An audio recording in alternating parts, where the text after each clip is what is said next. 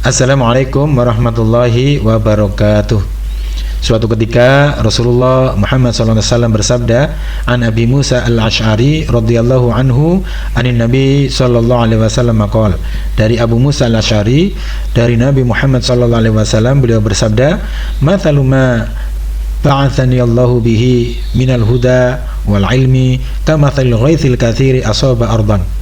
Perumpamaan, petunjuk dan ilmu yang Allah utus aku dengannya adalah seperti hujan lebat yang turun ke bumi. Fakana minha naqiyatun qabilatil ma'a fa'ambatatil kala'a wal ushbal katsir. Di antara tanah itu ada yang bersih, ia menyerap air dan menumbuhkan rumputan serta tanaman yang banyak.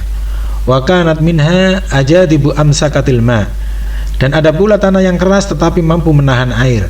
Fanafa'allahu bihan nas, maka Allah memberikan manfaat dengannya kepada manusia.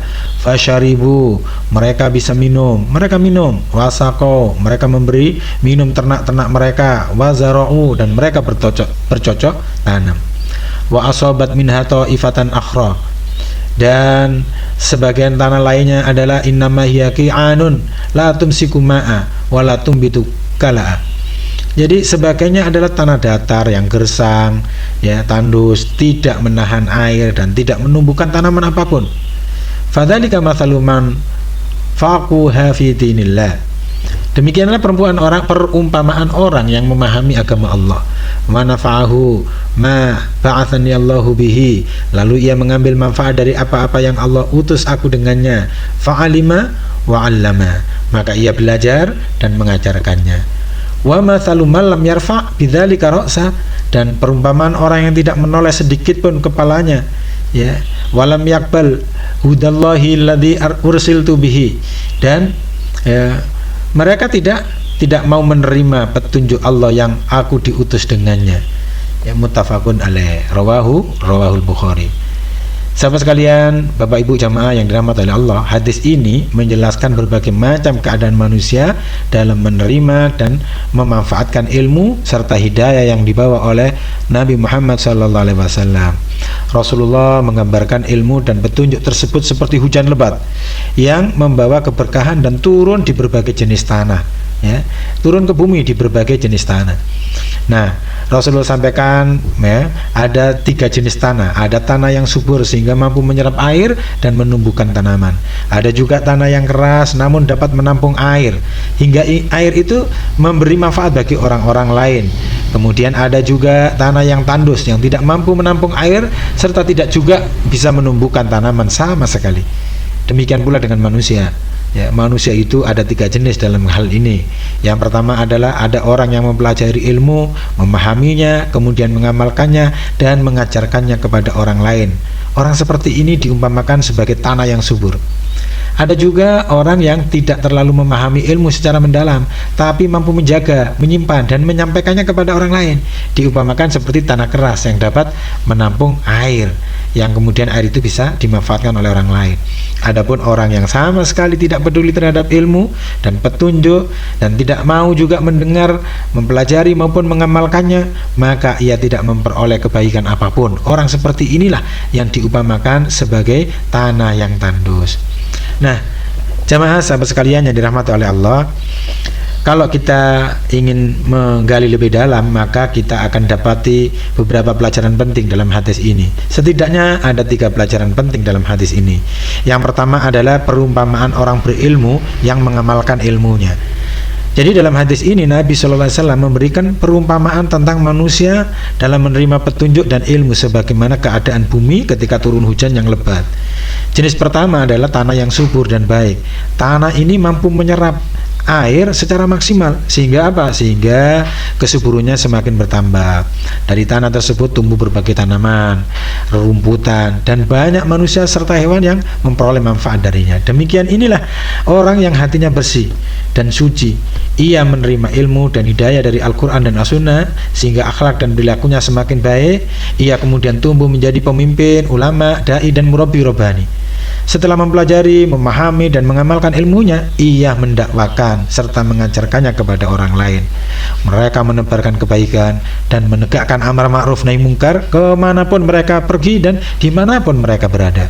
Mereka lah orang-orang yang disebut oleh Allah dalam firman-Nya surat Al-Imran ayat 79, walakin kunu rabbaniyina bima kuntum tuallimunal kitaba wa bima kuntum tadrusun.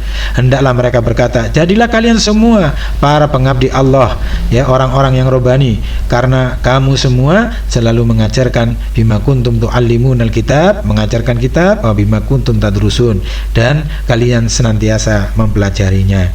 Mereka juga merupakan para pembaharu yang senantiasa menjaga keberlangsungan kebaikan. Oleh karena itu Allah Subhanahu wa taala pun menjaga mereka sebagaimana firman-Nya dalam surat Hud ayat 117, wa ma kana rabbuka liyuhlikal qura. Tuhanmu tidak akan membinasakan negeri-negeri secara zalim, ya, bidzulmin, secara zalim, wa ahluha muslihun, sementara ya penduduknya berbuat kebaikan. Pada masa sekarang ini, jamaah sekalian, golongan mulia ini termasuk para tokoh, para dai, ya, pejuang-pejuang dakwah yang mengerahkan seluruh kesungguhan mereka untuk menyebarkan agama Islam dan berjuang demi tegaknya kalimat Allah Subhanahu wa taala di penjuru bumi ini.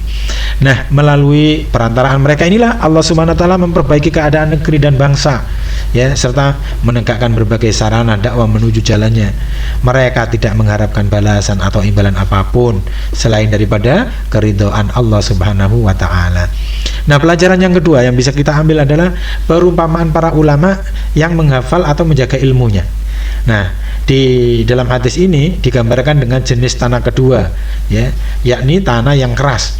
Ketika hujan turun, air tertampung dan tersimpan di permukaannya. Nah, tanah ini tidak menumbuhkan tanaman memang, namun airnya dapat dimanfaatkan untuk menyirami tanaman, diminum oleh manusia, digunakan untuk mandi dan sebagai keperluan lainnya, serta memberi manfaat bagi hewan-hewan. Nah, tanah ini menjadi perumpamaan bagi orang yang mengumpulkan dan menghafal ilmu agama.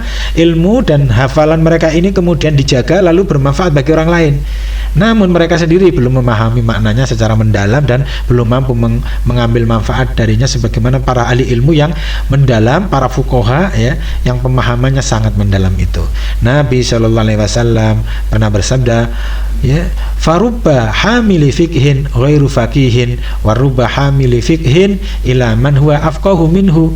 Bisa jadi orang yang membawa ilmu faqih itu tidak memahami faqih ilmu itu, ya, dan bisa jadi orang yang membawa fikih atau ilmu itu membawanya kepada orang yang lebih memahami daripadanya. Mereka tidak memiliki amal kecuali sebatas menghafal dan menyampaikan ilmu tanpa mengamalkannya dalam kehidupan. Oleh karena itu, ya, peran dan manfaat mereka ini lebih sedikit dibanding para ulama fuqaha dan dai-dai yang mendalam ilmu pengetahuannya dan menerapkannya tadi. Namun demikian, mereka ini sahabat sekalian masih berpeluang untuk meningkat menjadi fuqaha, menjadi ulama yang mengamalkan ilmunya dan menjadi dai apabila terus bersungguh-sungguh menuntut ilmu, berusaha memahami maknanya lalu mengamalkannya serta mengajarkannya kepada orang lain, sehingga ilmu yang dihafal, ya, itu dapat terwujud dalam praktek hidup atau kehidupan yang nyata. Nah, pelajaran yang ketiga kita bisa dapati tentang perumpamaan orang yang berpaling dari petunjuk dan ilmu Allah. Jenis tanah ketiga diumpamakan dalam hadis ini adalah tanah yang tandus, keras, licin, ya. Tanah ini tidak mampu menahan air, menyimpan air, serta tidak dapat juga menumbuhkan tanaman. Air hujan yang turun di atasnya itu hanyalah mengalir dan terbuang tanpa memberikan manfaat apapun. Nah, tanah ini menjadi perumpamaan bagi orang-orang yang menolak petunjuk yang diturunkan Allah kepada Nabi Shallallahu Alaihi Wasallam dan juga tidak mengambil manfaat dari sunnah serta keteladanan Nabi Shallallahu Alaihi Wasallam. Mereka ini hidup dalam kebodohan dan tenggelam dalam kesesatan, berjalan tanpa arah. Meskipun mungkin bisa jadi mereka ini memiliki pendidikan tinggi dan gelar-gelar yang membanggakan, ya, gelar-gelar yang membanggakan. Nah, Allah menggambarkan keadaan mereka ini dalam firman-Nya, ya'lamuna dhahiran minal hayatid dunya. Mereka mengetahui yang lahir, yang tampak dari kehidupan dunia. Wa hum anil akhirati hum ghafilun. Sementara terhadap kehidupan akhirnya mereka lalai. Nah, seperti itulah difirmankan Allah dalam surat Ar-Rum ayat yang ke-7. Nah, jamaah sekalian yang dirahmati Allah, lalu yang berikutnya, yang terakhir adalah patut kita bertanya, lalu penerapan hadis ini dalam kehidupan seorang dai, pejuang-pejuang dakwah itu bagaimana? Nah, diantaranya kita bisa ambil pelajarannya. Yang pertama adalah seorang dai itu harus selalu semangat dalam menuntut ilmu dan memahami maknanya. ya, memahami maknanya. Seorang dai itu hendaknya secara rutin meluangkan waktu untuk talaki atau belajar langsung ya dari seorang ustadz, seorang kiai, seorang ulama, atau membaca kitab-kitab rujukan Islam serta mengikuti kajian-kajian ilmiah. Ia juga perlu berusaha memahami makna dan relevansi ilmu tersebut dengan kondisi kekinian dalam kehidupan nyata. Hal ini diibaratkan ya dengan tanah yang menyerap air secara maksimal hingga menjadi subur tadi. Seorang dai itu harus selalu meningkatkan kemampuan membaca dan menulis. Ya, seorang dai itu harus memperbanyak kajian. Seorang dai itu harus memiliki perpustakaan pribadi meskipun kecil. Seorang dai itu harus memperdalam bidang keahlian yang ditekuni. Seorang dai itu ya harus memahami persoalan umat secara umum agar apa? Agar mampu bersikap dan juga menentukan hukum sesuai dengan prinsip-prinsip dan tuntunan fiqh yang benar. Nah, kemudian yang kedua adalah seorang dai itu harus mengamalkan ilmu dan mengubahnya menjadi program nyata dalam kehidupan. Jadi ilmu yang dimiliki itu tidak boleh berhenti pada tataran teori, tetapi diwujudkan dalam akhlak, dalam perilaku, dan program-program dakwah yang nyata. Seorang dai ini harus berusaha menjadi teladan hidup yang mencerminkan nilai-nilai Islam serta menjadikan ilmunya sebagai dasar kegiatan yang bermanfaat bagi masyarakat ya. Inilah ciri ulama Rabbani yang hidup dengan ilmunya. Yang ketiga, seorang dai harus mendakwahkan dan mengajarkan ilmu kepada orang lain. Setelah seorang dai itu memahami dan mengamalkan ilmunya, maka dia memiliki tanggung jawab untuk menyampaikannya kepada orang lain.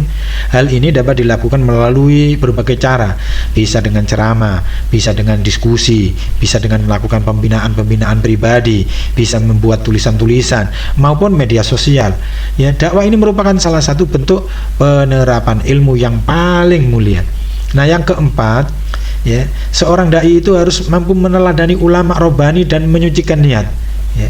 Seorang dai itu harus berusaha selalu meneladani ulama-ulama yang ilmunya menghidupkan hati manusia serta terus memperbaiki niat agar seluruh aktivitas dakwanya semata-mata untuk mencari ridho Allah Subhanahu wa taala, bukan keuntungan duniawi. Ia harus bersungguh-sungguh tanpa mengharapkan balasan selain dari Allah Subhanahu wa taala.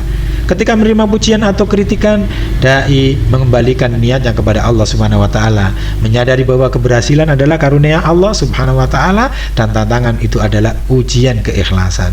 Yang terakhir, yang kelima adalah seorang dai harus menebar kebaikan dan menegakkan amar ma'ruf nahi mungkar dimanapun berada. Seorang pejuang dakwah itu tidak membatasi dakwanya pada mimbar saja, tetapi aktif menebarkan kebaikan dan mencegah kemungkaran dalam seluruh aspek kehidupan, baik di lingkungan keluarganya, tetangganya, tempat kerjanya maupun masyarakat luas. Nah, jamaah sekalian yang dirahmati oleh Allah, maka ya agenda-agenda dakwah atau gerakan-gerakan dakwah itu harus memastikan bahwa materi yang disampaikan itu pertama bersumber dari Al-Quran dan As-Sunnah yang sahih ya. Nah, lalu kemudian dijauhkan dari kepentingan pragmatis yang dapat mengotori kesucian dakwah ya, dakwah ini suci ya, maka tidak boleh dikotori oleh kepentingan-kepentingan pragmatis. Dakwah ini juga perlu dialirkan kepada banyak orang agar terbentuk ekosistem yang mendukung perjuangan dakwah. Sebagaimana tanah yang baik itu membutuhkan waktu untuk menumbuhkan tanaman, dakwah pun memerlukan kesabaran dalam proses pembinaan, perbaikan umat, ya, perbaikan masyarakat. Jangan tergesa-gesa mengharapkan hasil besar. Maka seorang dai harus terus menyiram secara konsisten, karena hidayah adalah hak prerogatif Allah Subhanahu wa taala, sedang tugas para pelaku-pelaku dakwah, pejuang-pejuang dakwah hanyalah mengalirkan kebaikan tersebut secara merata tanpa henti. Semoga bermanfaat. Assalamualaikum warahmatullahi wabarakatuh.